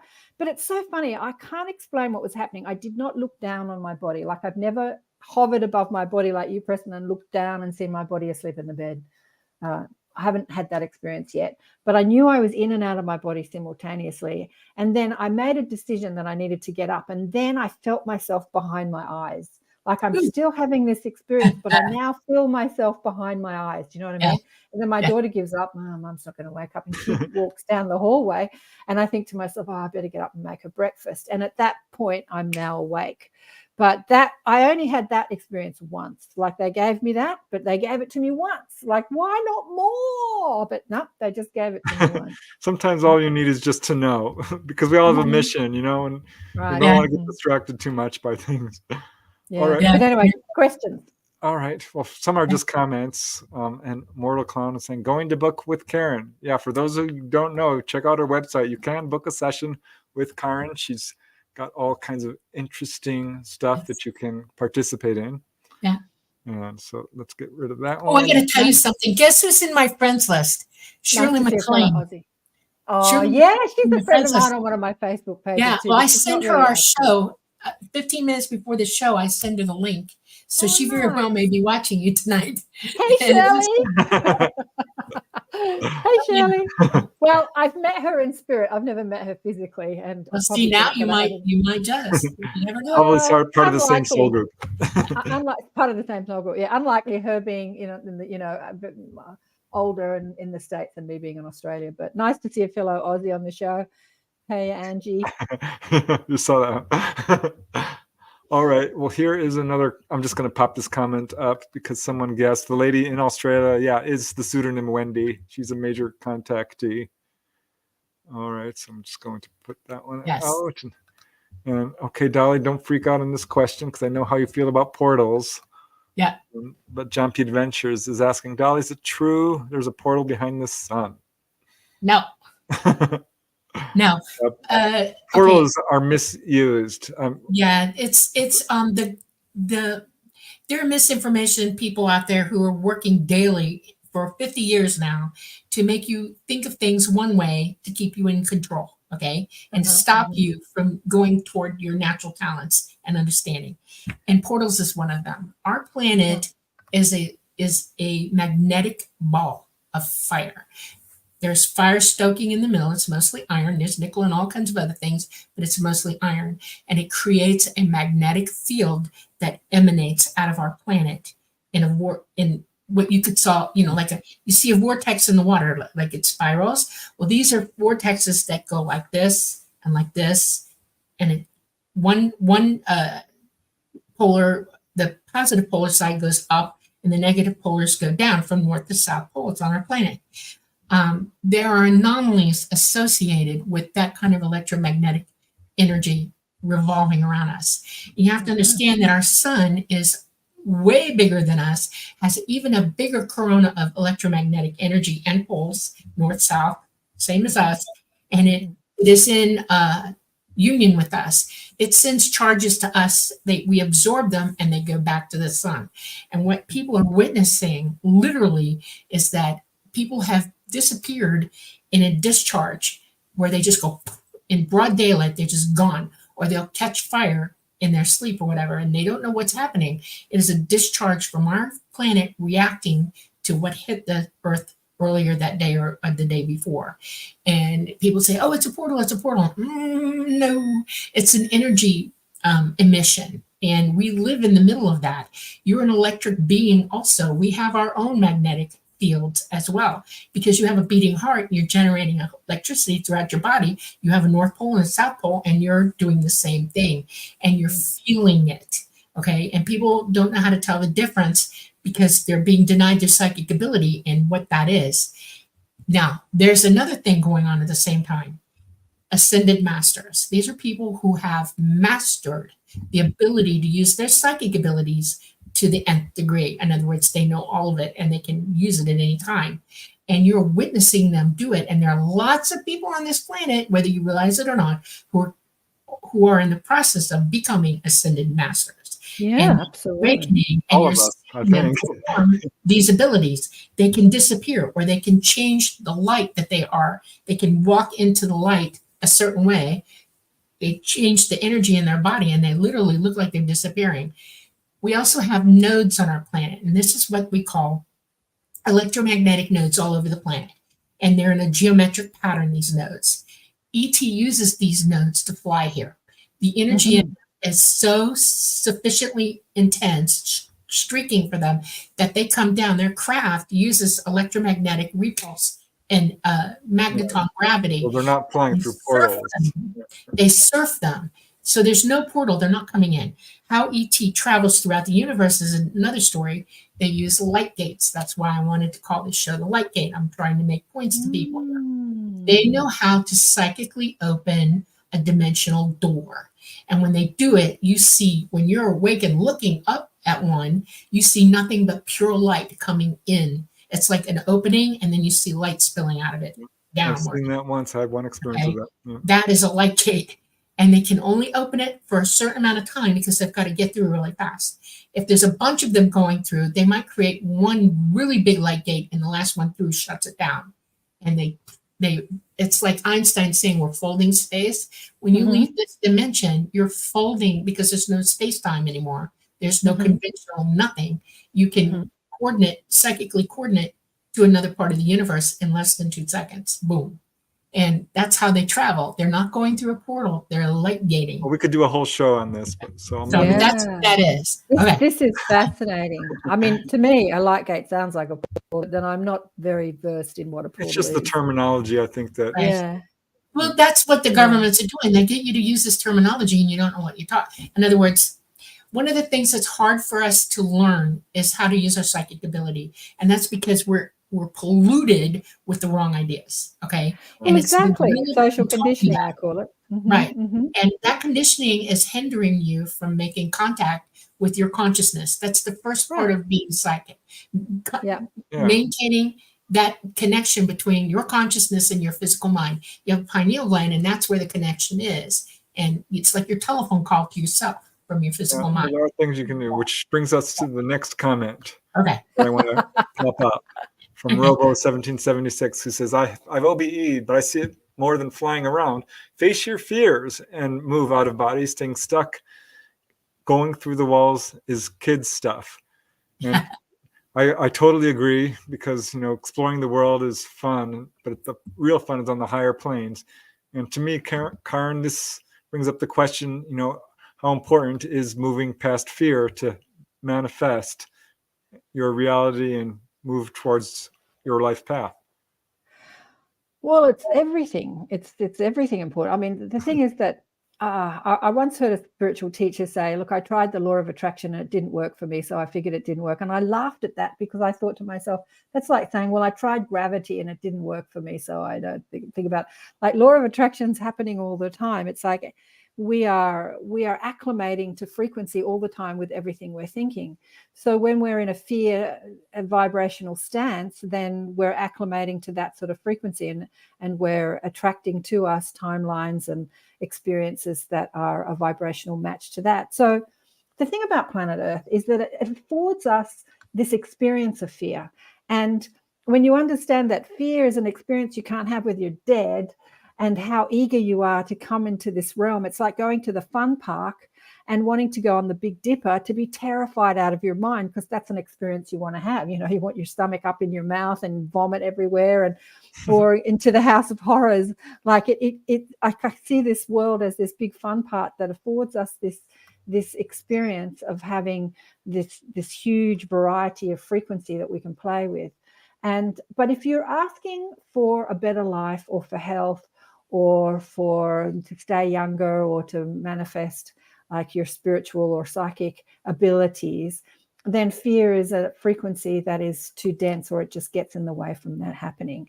So then we have to look at why we're afraid and what we're afraid of, and then look deep within our subconscious and see the beliefs that we're holding in our subconscious programming that's keeping us looping, like one of my guests called it, emotionally looping in these fear-based paradigms, or these fear-based realities or ideas, and then get out of them. Change your mind, change your life, change your beliefs, change your life. And so when you change your paradigm, like, your life changes, because everything is, you're experiencing based on what you believe. Yeah. And fear is, it's like we marinate in fear in this third dimension. It's one of the worst habits we have. It's the most destructive habit we own. I lived in fear for a while after my mom passed away, and I just got tired of it, and I was able to release it. And it's a paralyzing force. Fear is. Yeah, absolutely. You must face your fears if you want to evolve. You absolutely just need to move beyond them. I like what someone said in there. Fear is an illusion. I totally agree. It's all in your mind.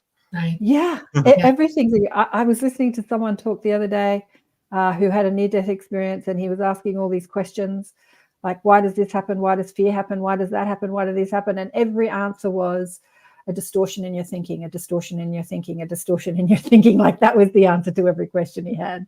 Because, our thinking creates our reality. And so the distortion is the distortion away from the pure positive energy of who you are. It's like you can call God or source pure positive energy.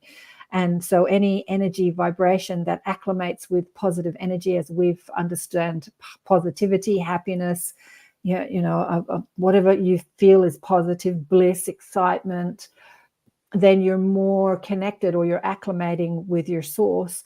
And then that's giving you the powers that you're taking back your power to be anything you want to be, really. Anything you want to be. I like to tell people who are very, very swamped by it. I say, look, okay, you can look at this very simply. You have a habit and you need to break this habit. How do you do that? By going cold turkey. How do I do that? Because this is the most important part of the whole equation. How? You stop watching negative stuff. Stop listening to negative things. You stop speaking negative things. You seek positive things. You choose love. You choose to be empowered yourself over it. You're not helpless against this. You are powerful against it. And once you start to habitually do this every day, and your thinking will eventually fall in line with that, you're rewriting the programming of your physical mind, you will get there. And it's one day at a time, like a real, person who's addicted to anything. And you just keep going until you wake up one day and you go, woo, I'm in control of this, and then you see that. And the cool thing about this is once you do that, your psychic ability starts to get a chance to get at you. It's knocking on the door. Hey, listen, yoo-hoo. You start to hear things. You start to see things. Things come to you that never did before in your life. And you start to find gratitude and attitude and love and all kinds of things. But it's work. We have to work at this. And a lot of people have been taught to be lazy-minded, and they don't accept the fact they just want to be given the ability, and you cannot. You have to work for it. That's the point. Meditation is key. You know that story I told you about massaging the Hollywood movie star and having the channeling experience? Well, after that experience, I had a headache for 3 days. And I was asking, I remember we're going off to my acupuncturist and telling him what had happened and having acupuncture to try and help. But I spoke to my mob about it. It's like, what's going on? And they said, well, you're not a vibrational match to the energy that you summoned that day. And that was because I was holding all these beliefs that I'm not good enough, all these conditioned beliefs of failure, nobody loves me, poor me, all that sort of stuff and because I came from a very dysfunctional family. So I took on all the beliefs that, my parents had and their generation. And then, so I started doing personal growth workshops to clean up my negative thinking. And that involves, I saw one of the comments, a lot of forgiveness. I remember I was in my 30s. I was divorced. I was thinking I'm going to attract the man of my dreams. I did this personal growth workshop, and I realized all the people I'm not talking to, I'm pissed off with in my life, are all men, like my brother, my ex-husband, and who was the other person? My father, right? They were all men. And I'm like thinking, I'm going to attract this man that's going to love me. But the men that are in my life, I hate. And so I realized that I had to just let all that go. It doesn't matter what they did to you. It just doesn't matter. Like you designed it, you designed your life, and the contrast that you experienced, like the beatings from my father and the yelling and the fighting and the stuff. So I rang these, on the spot, I rang these 3 men and I asked for their forgiveness. It doesn't matter if I feel like they did me wrong. I asked for their forgiveness because I just let all that stuff go. And I had 3 totally different responses. My little brother, who's not really little, but a couple of months younger than me, 20 months younger, he's just like, oh, poor Breaks, I love you so much. I've missed you so much. My ex-husband's like, okay, right, yep, good, yep, okay, didn't know how to handle it. And then my father didn't take any responsibility. It's like, yep. He was the one that had beaten me up and put me in hospital as a kid and all this sort of stuff. And he was the one that took no responsibility. But you don't do this for the other person. You do it to let go of the fears that you're holding in yourself and the programming and stuff. And that was so releasing.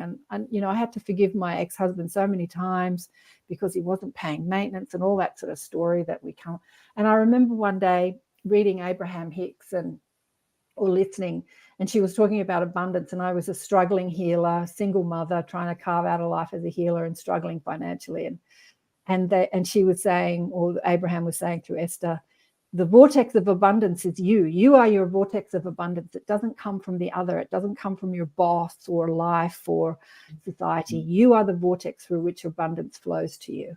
And with that, I took that on board, and I thought, I have to let my ex-husband off the hook. I have to stop demanding that he pays me maintenance and takes responsibility and all that stuff that, you know, it's like that old saying, it's like, do you want to be right or do you want to be happy?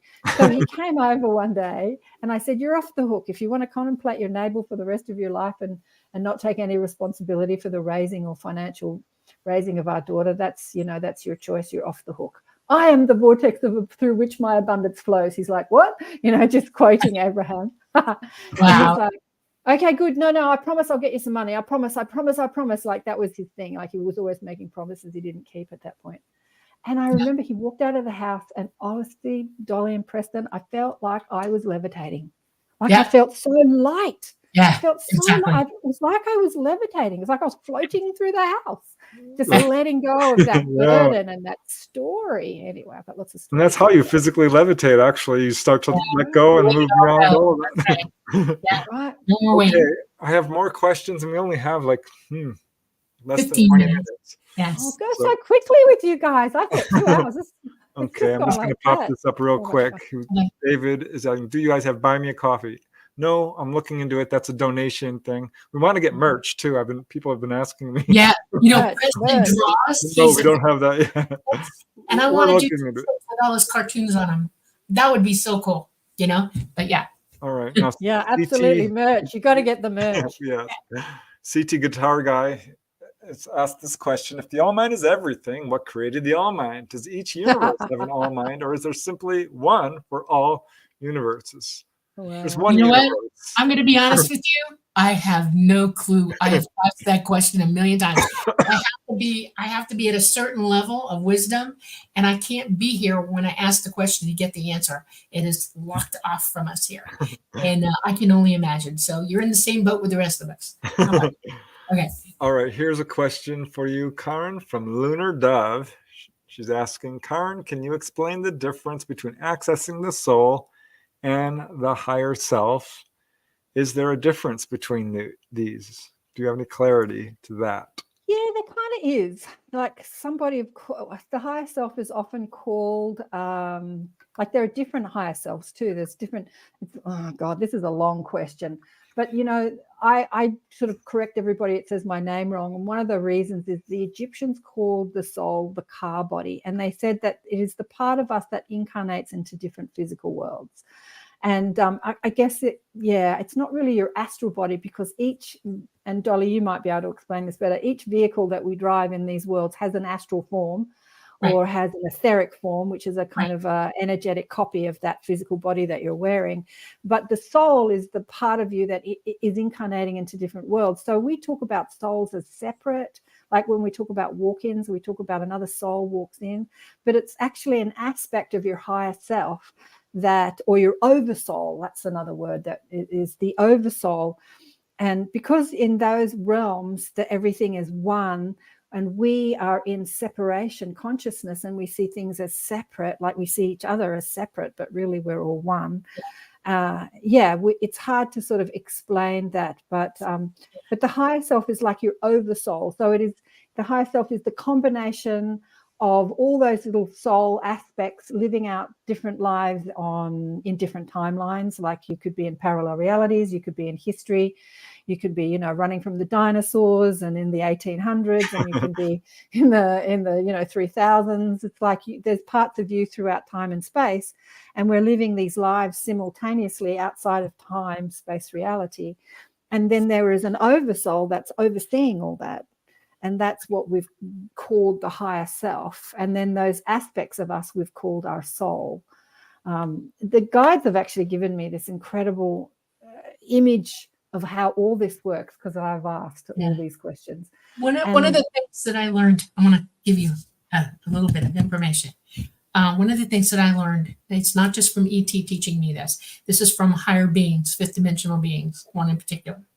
And what it is that when you come out of source to come here, your consciousness, it's got to come here. It has to have something to come to. And this is your astral body, okay? Ka or prana, it's an energy that is attached to you. You command it. You can leave it here to reincarnate, or you can take it back and go somewhere else. But it is a part of you. It's an astral body. And it is part of how you are born here. It's the first, how do I put this? It's the knock on the door to the mother you choose, okay? And you indwell with her. This part of you indwells with her during conception. And then your soul at the moment of conception comes in. Your consciousness comes in to indwell. And you're the spark. Your consciousness is the actual electrical spark that starts the cellular division in the heart to start, okay? It's the electrical component. In source, we have the ability, because we're not here and we're totally conscious there. In other words, there's no division in time for us. So you're consciously aware of every single time and everything you've ever done all at one time. Yeah. Okay. And you Crazy. can experience that once you learn to get into it. Okay. Once you wake up to it. And people try to give it names, and it's you're all yourself at one time, experiencing over and over and over, because every memory you have has an experience attached to it, emotion, a feeling, a smell, a taste, a touch. And that's all the aspects of your personality, your consciousness, who you are, that you can experience simultaneously all at the same time in this universe, okay? We also have an ability to do something. When I talk about the all mind does not make us walk alone. We walk with the all mind. We are part of the all mind. We are inseparable from it. Okay. An extension. Exactly. An extension. And sometimes the all mind will take upon itself to be with you at all times. In other words, you can be on this planet and suddenly something dramatic happens to you and you come away with it spiritually changed, because the all mind is with you and it's helping you walk through this. You're not alone ever. Okay. And you experience that. It's pure love is what it is. And you go, whoa, that's totally cool. So we have the aspect of three. We have prana or ka. Okay. That's the astral body. We have our consciousness. This is who we are, spiritual body. And then we're in the body of the all mind. Three things. Jesus was an ascended master, and he was trying to teach this to everybody, but the idiots who were writing him and repeating him didn't put it out right, Right, yeah. It's the aspect of three. It's the perfect symmetry, let's go into that word, of creation, of who we are. We are eternal. We had no beginning and we had no end, just like the all mind, okay? We're part of the all mind. I don't know the answer to how that happened, but I know it exists. That's how I was taught. So Yeah. Beautiful, Dolly. Perfect. Yeah, there's some great questions. I don't know if we're going to be able to get to all these questions, but I suppose if we keep our answers short, we can certainly try. But I'm going to still go in order, even though I see this really lovely question about 5 questions down. I want to skip to it, but that wouldn't be fair. Deleted Truth is asking, what's that white light people go into after death? That's source. That's all of us. Actually, yes. Right? I mean, that's pure white light. Yep. You're going into source. You're going home. That's right. Okay. That's a short answer. And you can use white light. I use white light a lot. Like I can, put white light in my body, because the white light is like the color white contains all the colors. So it's interesting. I see the orbs everywhere. Like there's a party in my house. Often I see a white one and like a really bright white one, and I'll know that that's like a really higher being. Mostly they're this sort of turquoisey blue. And sometimes they kind of hover, and sometimes they spark, and sometimes they're more indigo blue, and sometimes gold. I've seen gold ones. Yeah, but the white light contains the all. Yeah, the all. All right. I'm going to pop up some comments from David, which are not really questions, but they're interesting. He says, when I pass into the next realm, I'm going to ask why my guides effed me over. My guides are rubbish. Oh, I'm I'm a descending master. That's hilarious. I can turn it around, I think. Yes, you Yeah. can. Of course you can. This is what we're talking about. This is why you should book a session with Karen. She can help you. We're all descending masters. You know, like this information that Dolly's sprouting that we're all talking about here, we all have access. We all know this when we're not physically incarnated. Like we're all masterful at this stuff, and we come into Earth experience to experience the contrast, to forget that we're to forget and have that experience, to have the experience of fear and separation and all that stuff. Like we come here, but when you wake up to knowing that you created it, like you're creating this because you wanted to experience it, then you stop pushing against it and you stop saying, no, I don't want this. And you start saying, I made this, I created this. And you start enjoying your creation because you created your ego, you created your personality, you created the illusion of separation, you created the fear that you're holding, like all of it that's not happening to you, it's happening for you. And you, the higher aspect of you, the divine aspect of you, the I don't know, some people call it Holy Spirit, some people call it higher self, whatever you want to call that part, was the creator of this experience. Like you designed it to have this experience, and you don't need to die to remember that. Like so many NDEs, like people that die, they remember, oh my God. Like as I said, one of our members died recently in December, and from spirit, she had a dreadful life. She was sick and she was homeless and she had no money.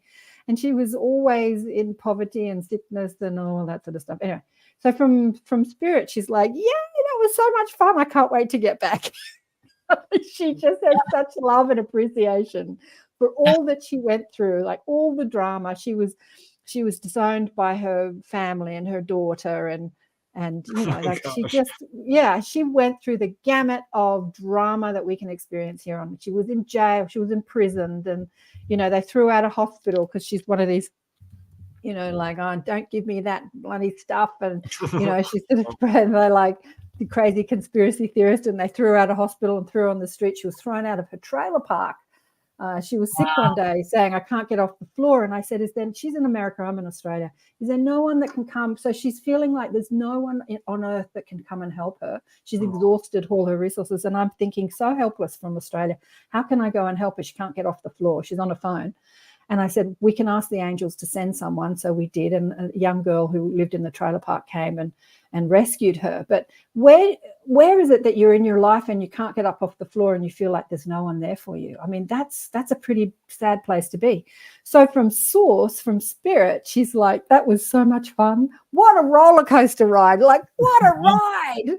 She's so appreciative of everything. Well, we learn so much here that you can't learn elsewhere. Right. That's just the plain truth of it. Yeah, we get to wear it as like armor, you know. We do take everything we learn with us. That's the one thing you can take, is whatever wisdom you gain, it goes. Right. Part of All right. you. I'm gonna skip to this question because we're almost out of time. Oh, I know. So I really want to ask this question because it's a good one. Question for Karen: how can I connect to the guides to receive guidance for myself? From Fun Talks TV. Well, what I want to say to Fun Talks is you're already connected. And all you have to do is stop saying, how can I connect, and know that you are connected. Just keep saying, I'm connected. I receive guidance all the time, and look for it. Look out for it, because everyone is connected. None of us are not connected. That's the conditioning that we're under. You have to be special. You have to be different. You have to do a course. You have to pay someone to do, like, all this stuff. Like, we're all connected. And the first point of guidance is our emotional guidance system. So when we're feeling bad, we're feeling the frequency or the vibration of the thought we're having at the time. So what does it feel like to feel alone and not connected and not guided? It doesn't feel good, right? So your emotions are telling you that you're thinking a thought that's not in alignment with the source of who you are, with who you are as infinite creative potential. And you're also thinking a thought that's not in alignment with what you say you want. So you say that you want connection, I want connection, and I want guidance from my guides. Like, what did the other guy say? I'm the descending master. He said, my guides let me down, right? If you believe your guides aren't there for you, you're going to experience that. Yeah. Right? So that your thoughts create your reality, in that if you have a belief about something, that's all you can experience. So when you say I'm not connected, then you're going to have the experience of not being connected. But everyone is connected, that we can't not be. I mean, it says in one of the books, I think Conversation of God, one of those books that, or maybe Abraham says, you know, you can't say I want something. To say I want says that I lack it. So when you put this I want into the universe, you're actually saying I don't have it. So rather than saying wanting, you get the experience wanting. I want to be thinner or fitter or richer or, you know, happier. So you create the experience of wanting instead of the experience of having. So when you start to say I have, even if that's not what your current reality is, but you start moving into that experience of knowing that you have it, look for experiences where you do have that. Like, I'm happy. Where were you happy? Oh, when I read that meme on Instagram yesterday, I was happy for that minute. You know what I mean? Patch Adams, which is another amazing being on the planet, had this man come to his clinic. He had a free hospital and said, I'm depressed all the time. And so Patch Adams handcuffed him to himself, and he went through his day. And every time this man had an experience of not being depressed, Patch Adams pointed out, you're not depressed now. You're not depressed. Like, we convince ourselves of our problems. Like, I'm depressed all the time. No, there are parts in your day when you're, so what you focus on. You don't want to say you can't, you can. You can, exactly. And so as far as talking to your guides, start to focus, start to notice what you notice. Start to notice times where you do feel that guidance. Like, I felt guided in that moment. I rang that person. I said that thing. I felt guided in that moment. And so as I say, our emotions guide us, because when you're feeling bad, that is guidance telling you that you're thinking in a way that's not in alignment with what you say you're asking for, what you want. So when you deliberately move, I know 2 minutes, deliberately move into a better, like, have a thought that feels better, and then have another thought that feels better than that, you shift your vibration and you take your power back. Yeah. Exactly. Yeah. Well, we are in our last 2 minutes, so we're going to have to close the show, but do everyone check out the book, Awakened by Death. You can contact Karen through the links in the description. And she has a wonderful YouTube link, well, a private link too, where she has workshops and things that you can join into. It's all there in the links. These are testimonials from some of the people she's worked with. So she's really quite effective in her work. And if you have, well, we're actually out of time, aren't we? Yes. I want to thank you guys. You guys are doing an awesome job. You are amazing. And thank you to everybody that's been watching and listening and writing questions. It's just been the most awesome experience. Honestly, it went so quickly. Big love to all of you. Big love. Namaste. Stay online with us for a minute. I'm hanging up. This was the Light Gate. We love you very much. We are 107.7 from New Orleans at the United Public Radio Network. We're at UFO Paranormal Radio Network at 105.3 FM. We are Roku, YouTube, and Facebook. We love y'all. Have a wonderful week, and we'll see you next Monday. Love. Bye. Bye.